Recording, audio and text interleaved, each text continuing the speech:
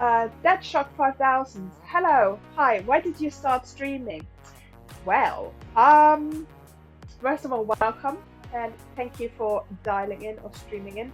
I started streaming because I looked into ways where I can show people how to cook vegan food, how to cook food with yeah, different ingredients they might not be used to.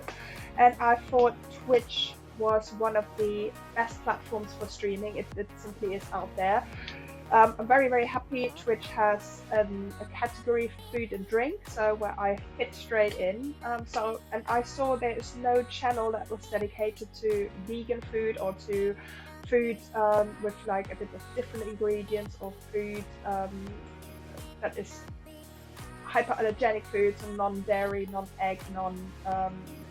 There's obviously gluten-free, but you know.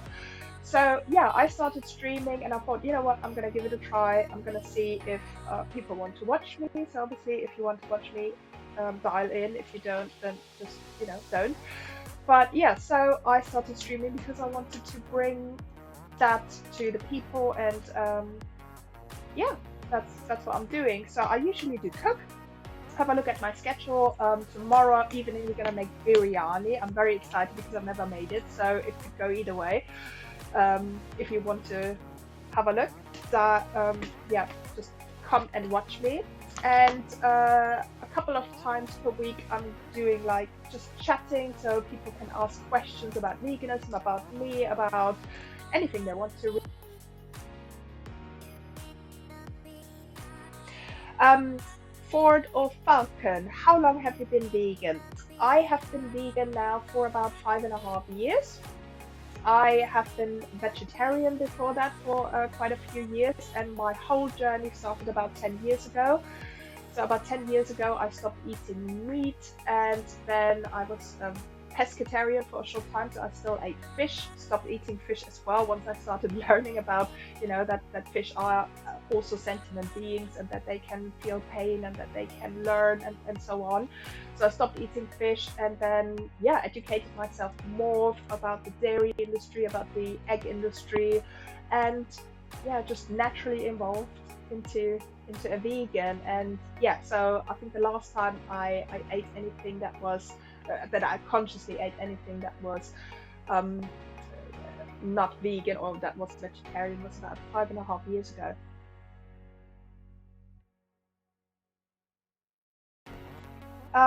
Do you hate people who eat meat? I don't hate anyone. I think hate is a very strong word, and no, I don't. I have been a vegan for a bit more than 5 years, probably 5.5 years now, and I was eating meat before that. I grew up in Germany, which is a very meat-centric and very meat-based, especially Bavaria and the south where I'm from. It's it's a very meat culture there. So people are proud of eating sausage and eating meat and eating, men eat proper food and eat meat. So no, I don't hate people who eat meat. My dad is eating a lot of meat. He's definitely a carnivore, and I know he won't ever become a vegan. And does it make me sad? Yes, just because I feel there's different ways and better ways, more sustainable ways to live nowadays.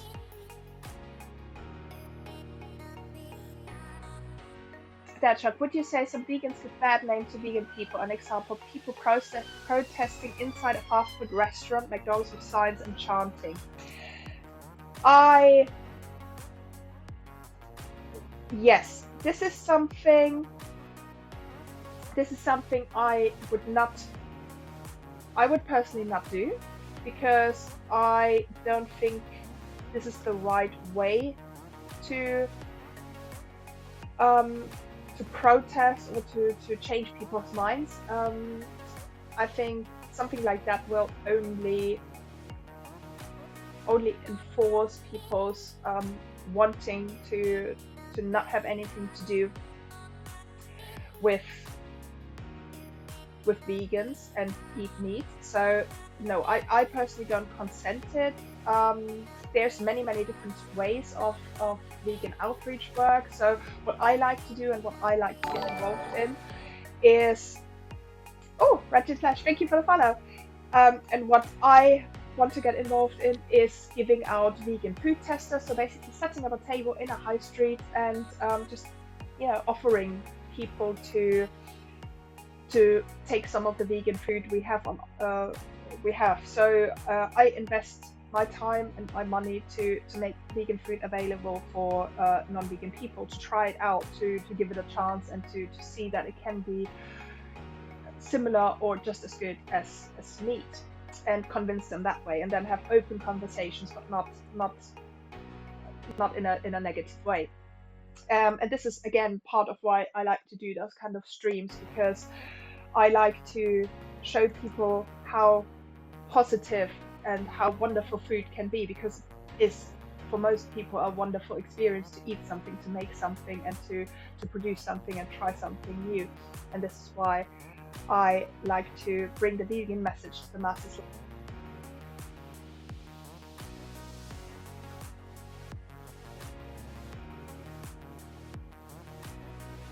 Okay, how can you justify owning a pet as a vegan? Quite frankly, I don't think there is a justification. I don't think we should own pets.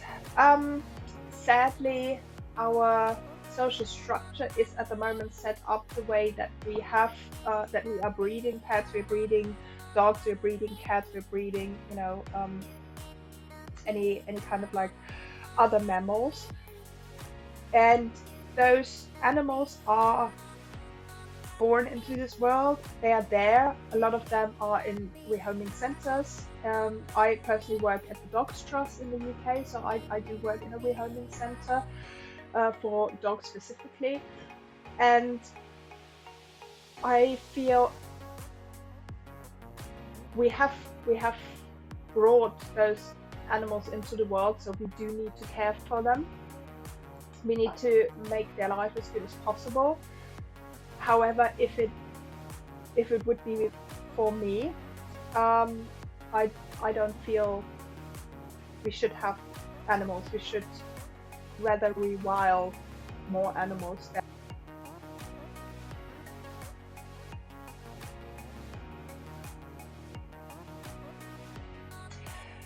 What do you think of the idea creating vegan food to look, smell, and even taste like the equivalent of meat? So yeah, so fake meat basically. I think meat replacements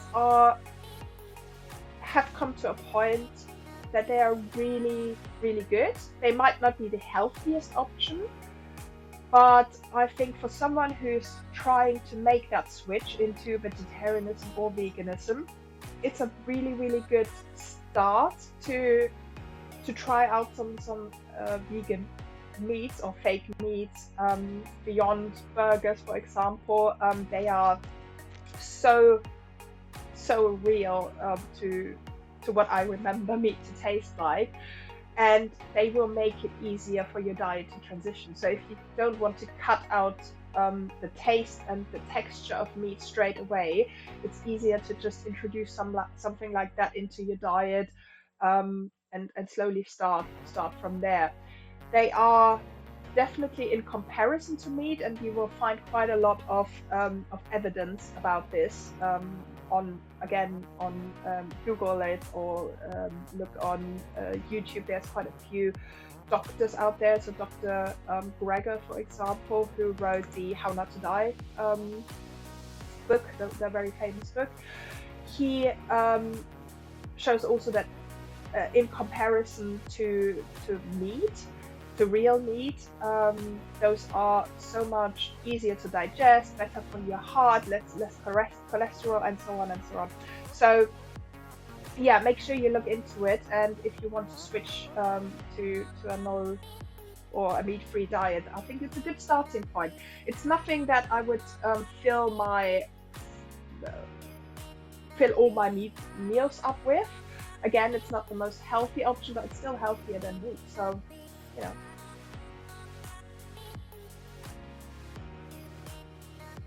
good. Again, digestive issues often come from lactose. A lot of people are lactose intolerant or have issues digesting lactose. We are not made to drink lactose, and lactating means having a hormonal induced milk. So if someone is lactating, they're usually pregnant or just have been pregnant. Um, and this is basically growing food, so food for babies that are supposed to grow. So any animal. Oh, thank you for following that show. Um, so yeah, any animal that lactates is basically, yeah, a mom. So we're taking away their milk first of all, and you are ingesting this as an adult. So you're basically drinking breast milk as an adult with all the hormones in it, all those growth hormones, and your body often can't react. And a lot of people are not even aware that their digestive issues come from something like dairy. Whereas, yeah, if you have a whole meat plant-based diet, you will eliminate a lot of those issues. And I know a lot of people who have eliminated a lot of their digestive issues because they have cut out dairy and even eggs in a point. And that's why I'm drinking pea milk. All right, so I'm trying to catch up. What is there else?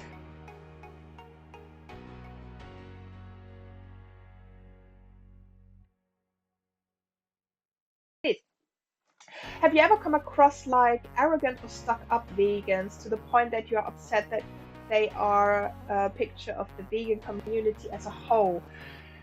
Um, I'm not sure about arrogant or stuck up vegans. Most of my friends are actually vegan, and I'm quite a big, yeah, I'm quite involved in the vegan community, and often a bit too much probably that I don't get to talk to the side of meat eaters too much. Um, I know some vegans can come across with sounding like they are better people because they are vegan, or um, yeah, I know what you mean. They're just like on their high horse and judging people. I think, I truly believe that everyone who tries to bring their point across is doing so because they care and they're passionate. Sometimes people are a little bit too passionate and they are not really great in communicating their passion, and they can come across very snobbish or even aggressive at times. So I have seen some vegans who will try to force conversations on people that are just not ready to talk about changing their diet or talk about veganism as a whole. And I know a lot of people get really easily frustrated talking to have an open conversation like this.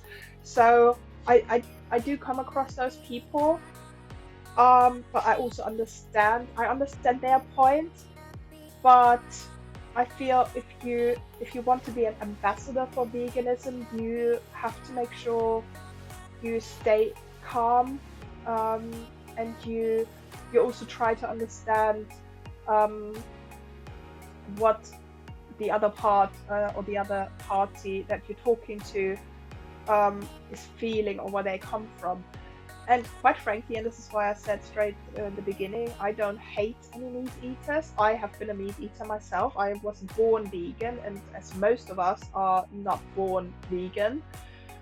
Um, but some vegans might forget that side of things, and that makes it really, really hard to, yeah, to show veganism in a positive light.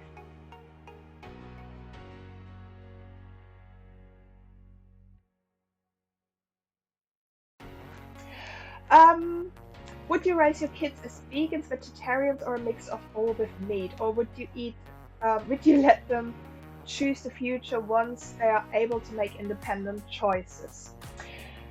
That's a really good question. Personally, I would raise them as vegans.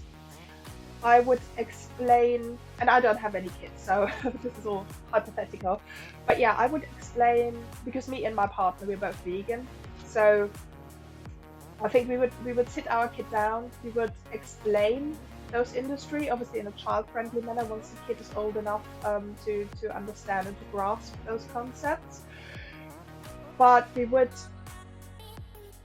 raise that child vegan, and I would